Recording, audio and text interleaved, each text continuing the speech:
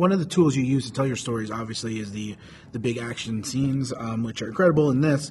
And I think watching it last night, I think one of the things that really stuck out to me was that every shot is never, you don't quick cut as much as you probably could.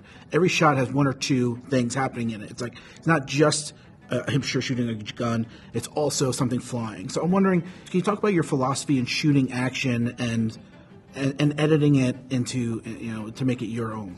I think the best analogy is music. It's kind of visual music. What it's got in common with music is that it's time-based and it's therefore rhythm-based. There's an unfolding in it. So in the same way that music, the more I get to understand it, is almost mathematical in its structure. There has to be a causal relationship between one note and the next, one chord and the next. Otherwise there's no progression or flow to it. It's exactly the same with film. There has to be a causal relationship between one bit of choreography, one shot and the next. So they make up, if you like, a full passage, a full sentence. It's very time dependent. There are cadences and rhythms within it, which I'm sure there'll be an AI some way in the future where someone will figure out what the rhythms of certain movies are, of certain blocking. I've been lucky enough to work with some really great composers.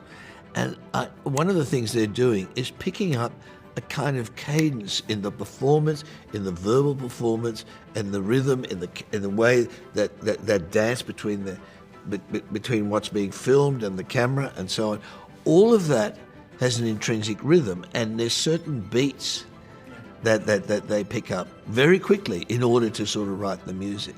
Way back in the 80s, I did a film with Witches of Eastwick, which John Williams scored. And he was the first one who, he said, oh, okay, I can see. We were just doing it was celluloid on a flatbed. Now you can actually see all the music now digitally, and you can pick it up now visually. But he was picking it up just sitting there as he's listening to it.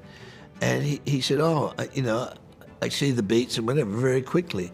And I realise now that's what they're doing all the time. So there's definitely a rhythm to it. That's very, very important in the way that you put it together. Most of all with action, I would say that action scenes are really driven by the story, which is driven by the characters and their wants or intentions and the way they come into conflict with each other, and it has to be a rising conflict. So an action scene is all about the character. It's another way for characters to interact. And unless you have that, then it becomes sort of empty calories, just watching all this movement and noise just to pass the time, rather than somehow have deeper meanings.